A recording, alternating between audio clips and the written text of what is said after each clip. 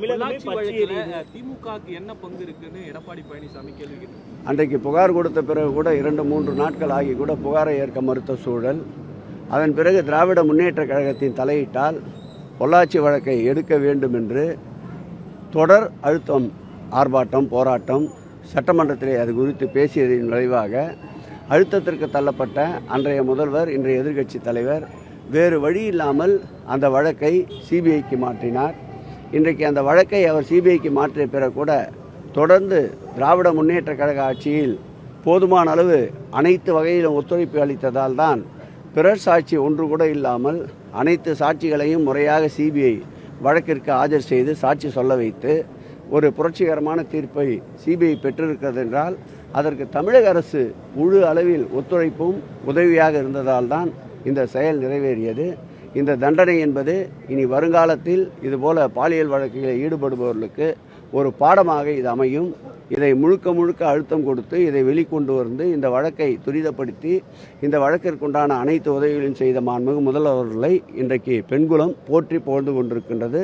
அந்த வயிற்றெரிச்சல் காரணமாக ஏதேதோ இன்றைய எதிர்க்கட்சி தலைவர் பேசிக் கொண்டிருக்கின்றார். அதை பற்றி நாங்கள் கவலைப்படுவதில்லை. எங்களுடைய பயணம் மக்களுடைய நோக்கி, மக்களுடைய பாதுகாப்பை நோக்கி. நீலகிரியில் ஓய்வு எடுத்தார். நீ பார்த்தீங்களா? தினந்தோறும் மக்கள் பண்ணி தான் அங்கேயும் போய் செய்திருக்கார். பள்ளிக்கூடங்களுக்கு ஆய்வு சென்றிருக்கின்றார்.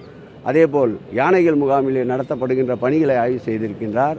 யானை பாகன்களுக்கு உண்டான விடுதிகளை கட்டி தந்திருக்கின்றார். அதை திறந்து வைத்திருக்கின்றார். எங்கள் முதல்வரை பொறுத்தவரை ஓய்வு என்பது இல்லை. எங்கள் முதல்வரை பொறுத்தவரை நாட்டில் நடக்கின்ற அனைத்து சம்பவங்களையும் விரல் நுனியிலே வைத்திருப்பார். கடந்த காலங்களைப் போல் நடைபெறுகின்ற சம்பவங்கள் எனக்கு தெரியாது, நான் டிவியை பார்த்து தான் தெரிந்து கொண்டேன் என்ற நிலையில் இன்றைய முதல்வர் இல்லை.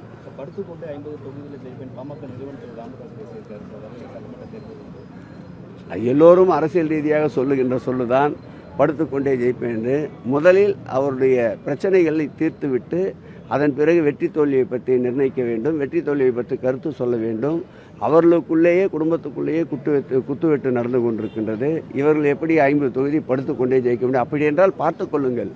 மக்களின் மீது நாட்டமில்லாதவர்கள், மக்களை பற்றி கவலைப்படாதவர்கள் தான் இப்படி சொல்லுவார்கள். மக்களை நாடி செல்பவர் தான் உண்மையான மக்கள் பிரதிநிதியாக இருக்க முடியும், மக்களுடைய சேவராக இருக்க முடியும். அந்த கருத்திலே எங்களுக்கு உடன்பாடு இல்லை.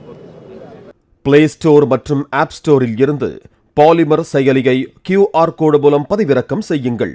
செய்திகளை உடனுக்குடன் பெறுங்கள்.